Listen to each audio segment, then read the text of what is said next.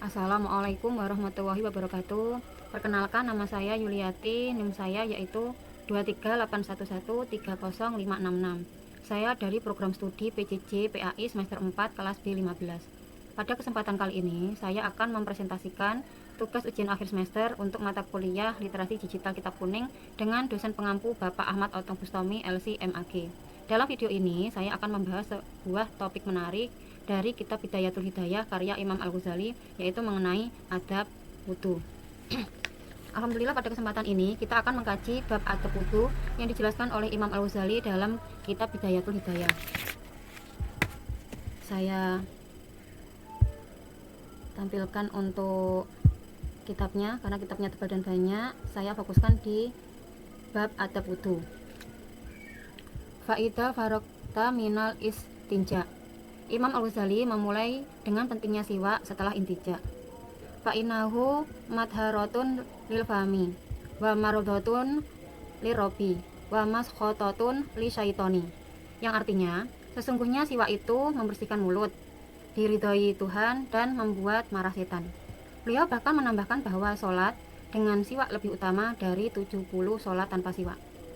Selanjutnya, adab saat memulai wudhu. Beliau mengajarkan untuk duduk menghadap kiblat di tempat yang agak tinggi agar tidak terkena percikan air dengan mengucapkan doa. Bismillahirrohmanirrohim.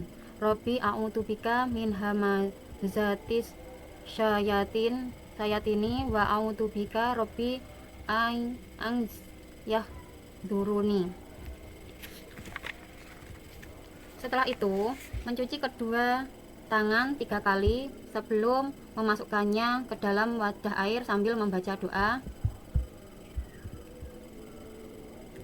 Allahumma inni as'aluka yumna wal barokata wa a'udzubika min nasyumi wal halakati. Kemudian Imam Al-Ghazali menekankan pentingnya niat. Niat harus dilakukan sebelum mencuci wajah. Jika niat hilang sebelum mencuci wajah, maka wudhu tidak sah. Selanjutnya berkumur.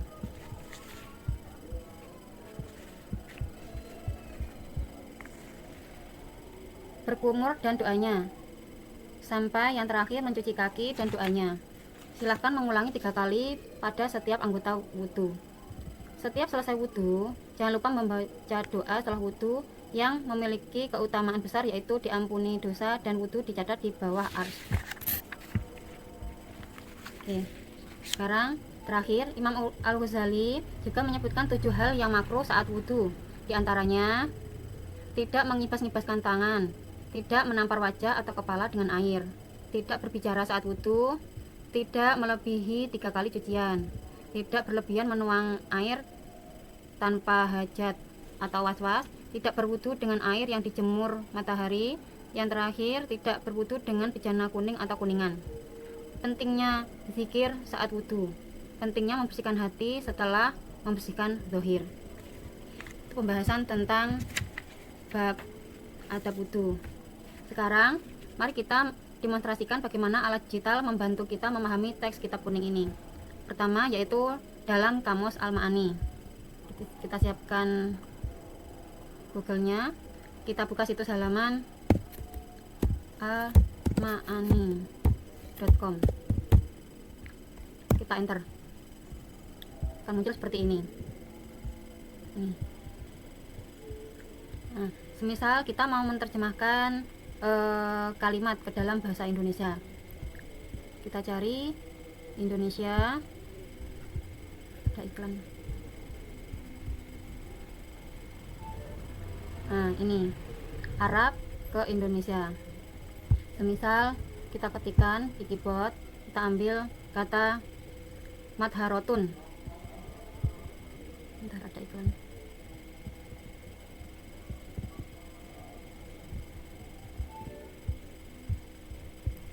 Kita mulai sekali lagi dengan kata madharotun.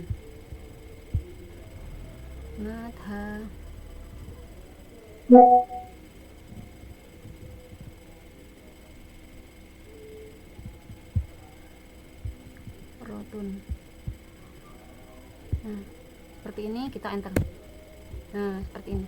Artinya madharotun di sini adalah suci. Nah, yang disucikan, yang suci, disucikan, bersih. Nah, kita di sini kita juga bisa melihat teks aslinya seperti ini. Seperti itu teman-teman. Untuk kontekstualnya ada juga di Al-Ma'ani. Seperti itu. Untuk yang kedua, kita menggunakan Google Translate, yaitu kita buka Google Translate. Nah, seperti ini. Nah, kita buka Google Translate.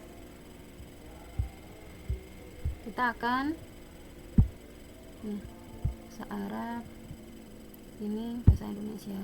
Nah, misal kita mau mentranslate apa gitu. Nah, misal kita mau mentranslate ini, kita blok. Nah, kita untuk mengkopinya Ctrl N, maaf bilang, kita blok dulu, Ctrl C, kita kembali ke Google Translate, kita Ctrl V. Nah, seperti ini terjemahannya, seperti ini dalam bahasa Indonesianya. Seperti itu teman-teman. Waktu di akhir siang hingga matahari berubah merah adalah salat asyar, feminin dengan salat, dan tanpa salat, maskulin dan feminin, dan 2 asyar, pagi dan sore, siang dan malam. Asyar adalah zaman. Zaman adalah waktu yang dikaitkan dengan seorang raja atau negara, atau dengan perkembangan alam atau sosial, zaman negara Abbasiyah, zaman Harun al-Rashid, dan zaman Ma. Itu adalah salah satu contoh bila kita ingin membacanya seperti apa bunyinya. Nanti kalau bahasa Arab kita tekan yang ini. Nah, meskipun terkadang Google Translate itu tidak sempurna, namun Google Translate memberikan gambaran umum yang sangat membantu. Terus untuk yang ketiga, kita menggunakan Google Lens. Bagaimana kita menggunakan Google Lens? Nah, Google Lens untuk mencari atau menerjemahkannya, kita cari filenya dulu. Nah, ini filenya. Kita klik kanan, akan muncul Open Wide. Open Wide kita pilih Google Chrome. Nah, setelah ini teman-teman, setelah Google Chrome kita klik kanan lagi, kita pilih yang ada gambar kamera ini, Search with Google Lens. Nah, seperti ini. Kita ambil yang kita ingin terjemahkan, seperti ini. Apabila nanti tempatnya atau posisinya belum pas, kita bisa menariknya ke atas atau ke bawah sesuai yang kita inginkan. Seperti itu. Nanti terjemahannya akan muncul di sini. Seperti ini. Nah, kalau misal kita mau menyalin teksnya, kita tinggal ini, copy text. Terus nanti kita letakkan di Word gitu. Terus nanti kalau kita ingin mentranslate, kita klik translate-nya. Kita lihat di sebelah sini.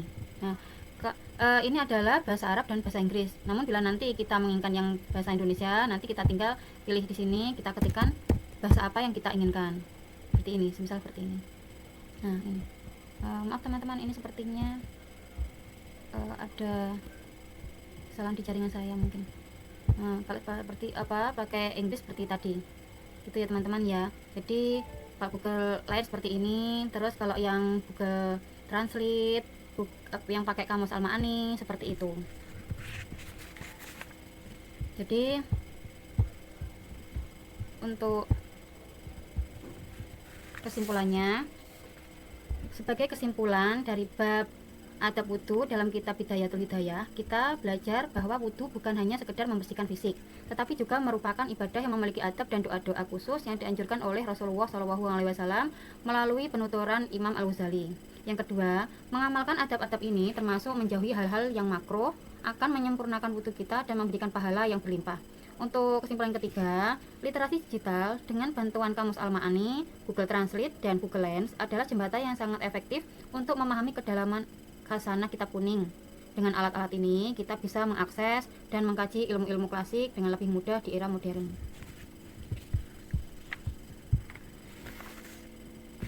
Demikian presentasi dari saya. Semoga bermanfaat dan menambah wawasan kita semua. Akhir kata, wassalamualaikum warahmatullahi wabarakatuh.